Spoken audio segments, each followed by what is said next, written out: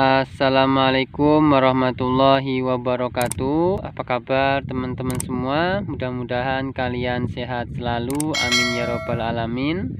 Nah teman-teman, kembali lagi dengan saya Henry Cahtani. Dan bagi teman-teman yang belum like and subscribe, silahkan like and subscribe terlebih dahulu agar teman-teman tidak ketinggalan video terbaru dari saya.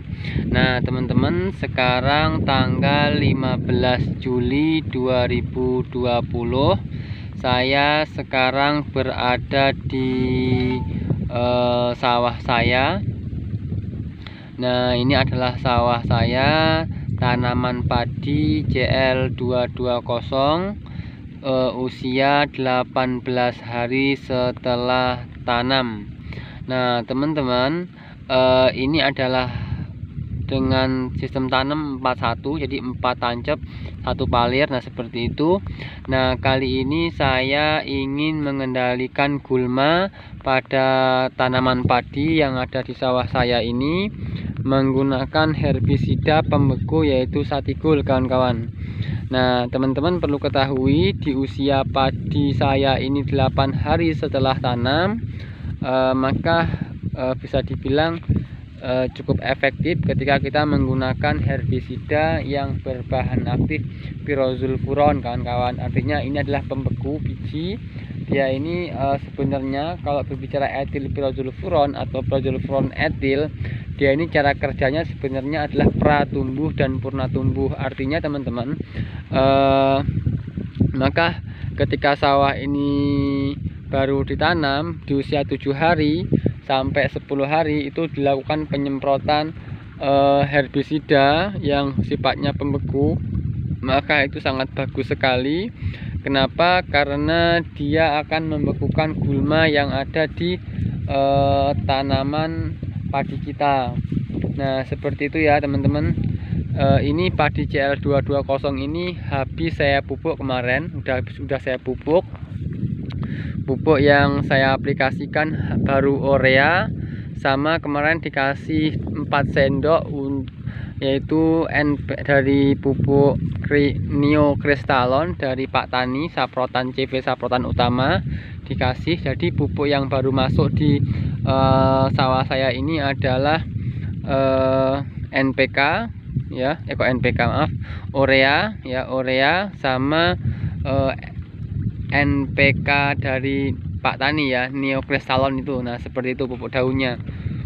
Nah teman-teman, kemarin ini udah saya semprot yang dari sini. Nah ini ada pembatasnya tengah sini. Nah dari sini ke sini udah saya semprot menggunakan herbisida Ultron ya, itu juga semprotan dari Pak Tani. Karena kemarin habis, yang dari sini habis, karena cuma bawa 1 bungkus, cuma dapat 1 dari sini ke sini. Jadi yang sebelah sini sampai sini belum saya semprot, maka saya mau mengendalikan gulma dari batas sini sampai sini yaitu menggunakan produk ini Satigul, kawan-kawan. Nah ini saya coba menjelaskan sedikit mengenai Satigul. Nah Satigul ini ya, herbisida Satigul 10 WP ini dari perusahaan UPL, kawan-kawan. Dan ini ada keterangan lagi asli UPL, dan 1 bungkus ini isinya 25 gram. Ini dengan bahan aktif Pyrosulfuron etil 10%, kawan-kawan. Nah ini adalah herbisida pratumbuh bersifat sistemik yang berbentuk tepung berwarna putih yang dapat disuspensikan dalam air untuk mengendalikan gulma berdaun lebar dan teki pada tanaman padi di sawah. Nah maksudnya seperti apa, kawan-kawan? Berbicara pratumbuh artinya adalah pembeku biji. Jadi herbisida ini ya, herbisida dengan merek dagang Satigul dengan bahan aktif Pyrosulfuron, memang ini aplikasinya sedini mungkin, kawan-kawan. Jadi sedini mungkin setelah tanam, ketika memang daunnya nanti ketika daun gulma udah di angka 5 ke atas, maka sulit untuk dikendalikan menggunakan herbisida yang sifatnya pembeku, kawan-kawan. Nah ini kalau kita lihat, ini petunjuk penggunaan. Nah nanti ada cara pengaplikasiannya, kan kawan. Nah ini kita baca dulu mengenai petunjuk penggunaan. Nah, petunjuk penggunaan ini untuk padi di sawah ini golongan teki, sasarannya golongan teki dan seterusnya. Nah, ini dosis yaitu 60 gram per hektar. 60 gram per hektar. Nah, ini ada lagi cara dan waktu aplikasi. Penyemprotan volume tinggi dilakukan pada saat gulma belum tumbuh atau gulma baru tumbuh. Apabila belum jelas, hubungi petugas pertanian yang berwenang. Nah, teman-teman, untuk dosis 1 hektar yaitu 60 gram per hektar. Nah, artinya kalau misalnya satigul ini 25 gram satu bungkus ini, berarti 1 hektar kurang lebih cuman 3 bungkus kawan-kawan. Nah, cuman kalau saya pribadi ketika saya mengaplikasikan satigul dalam 1 hektar, saya menggunakan 4 bungkus teman-teman. Nah, jadi seperti itu ya. Nah, adapun untuk kondisi lahan ketika ingin diaplikasikan produk satigul atau pembeku atau yang lainnya, memang yang paling efektif yaitu kondisi macak-macak. Nah, kalau seperti ini sebenarnya udah terlalu tinggi airnya, tapi nggak apa, udah agak terlalu tinggi. Tapi yang paling bagus yaitu kondisi air macak-macak ya. Ketika kondisi air macak-macak 2-3 hari setelah aplikasi herbisida tersebut, itu langsung dilep atau digenangi air. Tujuannya apa kawan-kawan? Agar sistemiknya atau pembeku bijinya bekerja secara maksimal. Nah, seperti itu ya kawan-kawan penjelasan mengenai herbisida satigul. Jadi teman-teman yang hari ini sedang kesusahan dalam mengendalikan gulma yang ada pada sawah, memang bagusnya itu adalah dalam mengendalikan gulma itu adalah sedini mungkin kawan-kawan. Jadi menggunakan herbisida pembeku dengan merek dagang apa aja bebas, yang jelas diaplikasikan sedini mungkin agar gulma yang ada di sawah itu bisa tuntas 100% ya, meskipun tidak 100% ya mendekati 100%. Nah, seperti itu ya kawan-kawan. Nah, misalnya kayak tempat saya ini nih, padi sawah saya ini di ujung sana, nah di daerah sini. Nah, daerah sini ini ada rumput yang namanya rumput gerinting kawan-kawan. Nah, rumput gerinting itu sangat susah sekali dikendalikan ketika sudah ada tanaman padi seperti ini. Memang bagusnya rumput gerinting itu adalah dikendalikan ketika sebelum olah lahan. Jadi kita semprot dulu menggunakan sistemik ya, herbisida sistemik atau herbisida darat sistemik, atau bisa juga menggunakan herbisida darat pembakar. Nah, jadi ketika kita aplikasikan herbisida darat pembakar, nah setelah itu kita aplikasikan lagi herbisida sistemik. Artinya apa?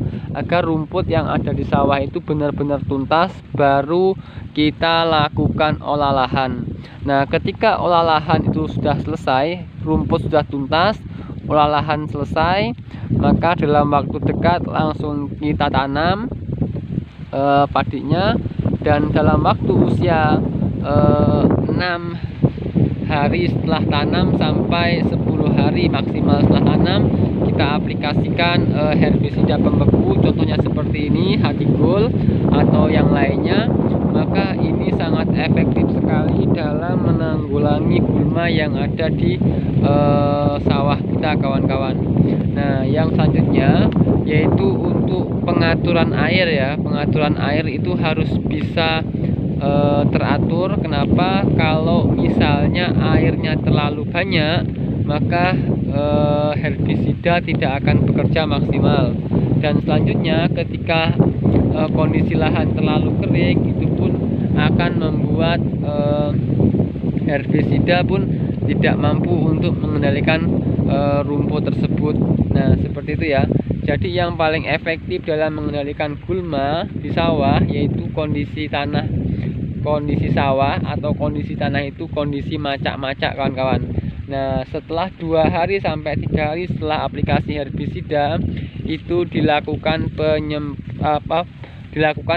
pengelepan ya, atau kalau bisa bahasa Indonesianya itu penggenangan, atau kita isi air ya di sawah kita. Nah, seperti itu caranya ya teman-teman. Jadi agar gulma yang ada di sawah kita biar bisa tuntas atau biar bisa mati ya, minimal mendekati dari 100%. Oke teman-teman, sampai sini penjelasan saya mengenai penanggulangan gulma di tanaman padi saya CL220. Saya menggunakan herbisida dengan merek dagang Satigol. Oke, tonton terus video saya selanjutnya. Saya akan mengendalikan gulma di sawah saya yang lain. Oke, assalamualaikum warahmatullahi wabarakatuh.